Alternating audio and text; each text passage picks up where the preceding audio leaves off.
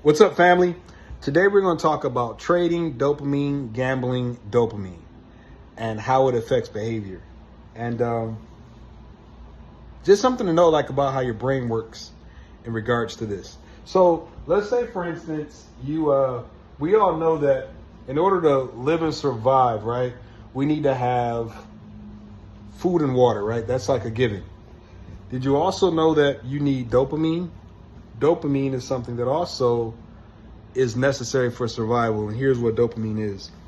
Dopamine is the part of our, it's a chemical that is that's in our body that gives us pleasure, gives us reward, and makes us feel happy. Like, it will release happy emotions inside of the body. And dopamine is something that can be very tricky, because when you receive a hit of dopamine, you actually begin to feel like, man, wow, that feels good. I want to try it again. So dopamine is very, very important to human beings feeling happy and motivated to continue to do stuff, to continue to live, function, and feel good about things. You know, there's more I could go into, like how dopamine works.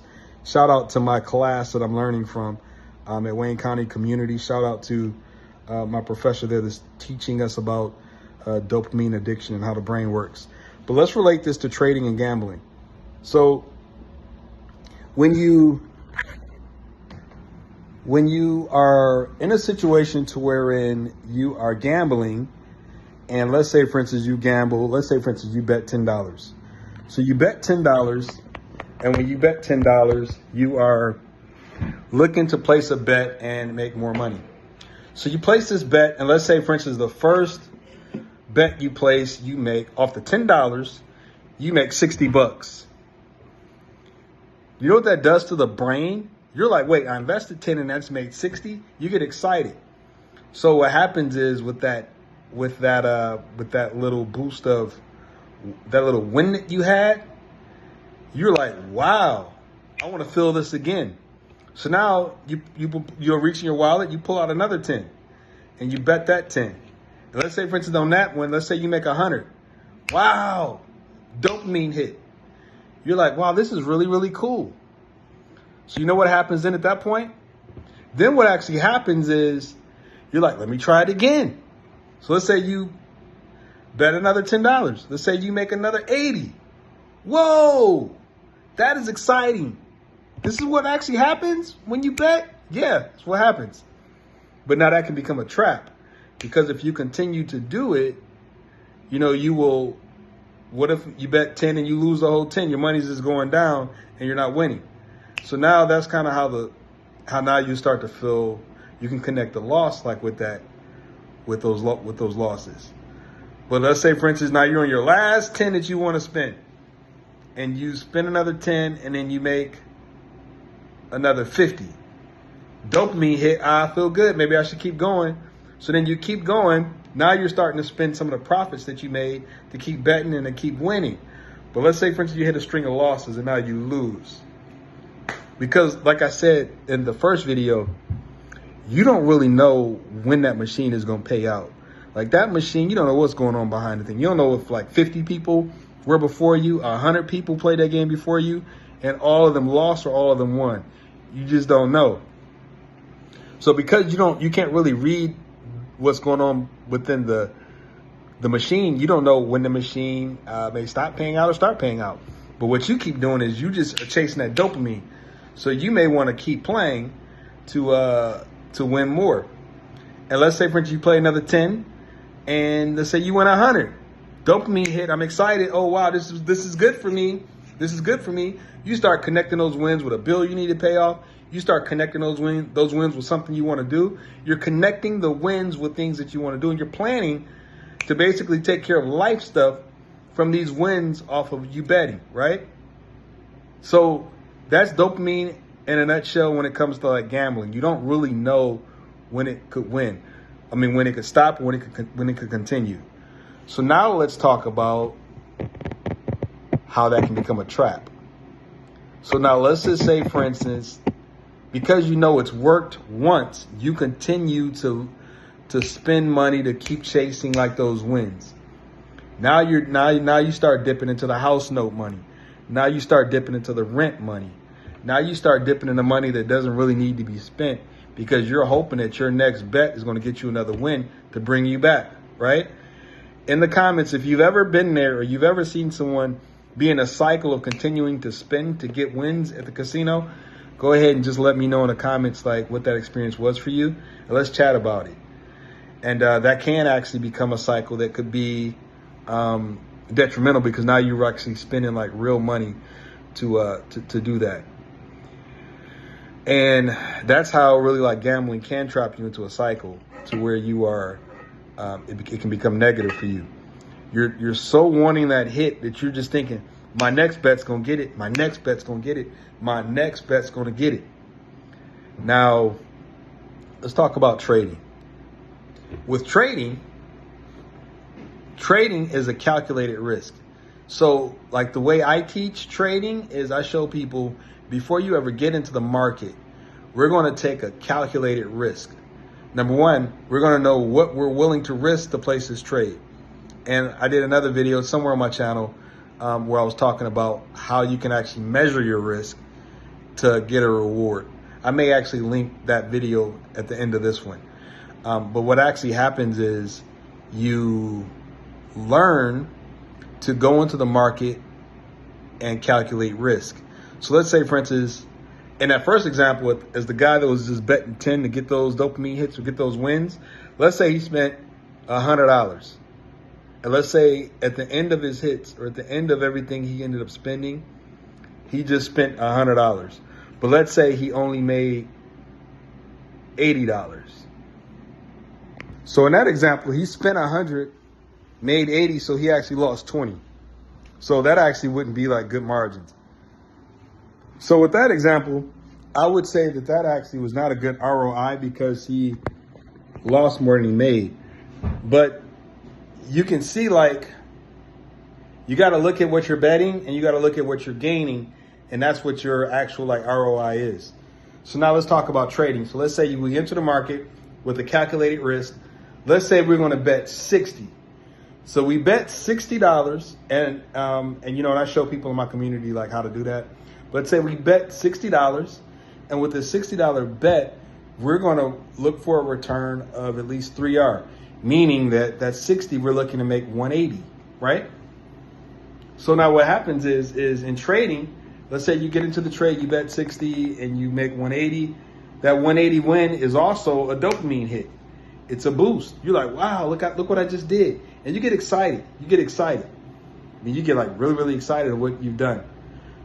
So like in that example, like I can see like how a person might say that trading is gambling. What makes it very, very different though, and I think what makes it more elite than gambling is because you know what's going on behind the scenes. You can read market news, whatever asset you're trading, you could look at what's going on with that asset. You can evaluate the pattern, how that asset is actually, how that asset has performed in the last year, how it's performed in the last 20 years. You know, what are some things or some indications that would lead to a spike or a buy or a short or a sell. These are things that the gambling machine will never show you. You don't know what's going on. When you look at the machine, the only thing I've noticed it would say is what's the total amount it's paid out, what the last winner made, but you don't get to see what's creating these wins and what's making these losses. You don't get to see any of that. So that's why I say that trading is more superior than gambling. So like if you are going to go gamble, what I would encourage you to do is use something called like a set amount that you're going to spend. And once you hit that amount, be done. So let me give you an example. This is something that will help you. Let's say, for instance, you want to go and you want to bet $100. So that's all you want to spend at the casino is $100, or even say $500. Let's say $500 is all you want to spend at the casino. So what you do is once you get your 500, right? Take the 500, but I want you to have a stop loss mentality. So what a stop loss mentality is that you're going to know that if I'm at this machine, Once I lose 8%, I'm done. I'm gonna move to a different machine, or I'm gonna stop altogether. So what's 8% of $500? That's $40. Once I see that I've lost $40, or once I see that I'm at $40 lower, you stop. That means that even though I'm willing to spend $500, I only want to, on this machine, risk $40. So what that does is it puts you in control. And then once you see you hit that level, get out of the game, change machines, just move away. And that actually is something that will help you. Now that same idea is something that you can use, or that I teach to use in the market. So in the market, what happens is, before you enter a trade, know what you're willing to risk. So let's say I have $500 in my account. Okay, I got $500 in my account, but on this trade, I'm only willing to risk $40. But of this $40 risk, I want to make $120, which would be 3R on the $40 risk. So then what happens is, once you enter the trade, you're not looking to get out of the trade unless A, you lose the 40, or you make 120. Does that make sense? In the comments, if that makes sense, let me know. So gambling, you don't see the pattern, you don't see what's going on, and the dopamine hits will cause you to want to keep going. But you got to regulate and control that dopamine and realize that, listen, I'm only going to risk this amount. And if I risk this amount and make this amount, I'm going to get dopamine, or I'm going to feel good about this risk setup that I've created. Same thing with trading. I'm only going to risk this amount, but I'm looking to make this. Once I make this, I'm still going to get a hit of dopamine, because what? We need food, water, and dopamine to survive. So that reward feeling isn't bad. It's just like, you just need to know like how to apply it and how to structure it in a responsible manner. Make sense? Hope this video was helpful to you. If you like the content, please like, share, subscribe. More videos will be coming more. I'm constantly like thinking about how I can add value through lessons that I've learned and things that I'm understanding on life, and just what I've observed as well. So really good lesson I wanted to share on that topic. So if you got any questions, definitely let me know in the comments what questions you have about trading, gambling. I'm not a gambler. Like, I don't really go often. Really, when I go to the casino, I go to the casino to get the coffee, and I get like the drinks. But I get like the pop or the sodas and stuff. But when I went, I just had like that epiphany. It just kind of hit me like, wow, trading, because I've heard people say trading is gambling. But when I went, I looked at like what the casino machine was offering and what trading is, and then I was like, wow, there actually is a difference. And let's actually see under certain circumstances which would be better. And these were just some of the revelations, or some of the notes, or the gleanings that I took from the encounter. So hope this video was helpful. Like, share, subscribe, share it with people that you feel like may benefit, and I appreciate it. Like I said, I will link that other video about risk management to this one, just so it'll just stay like on topic and stay on par with the message. Hope all is well, everybody. God bless. Talk to you soon. Peace.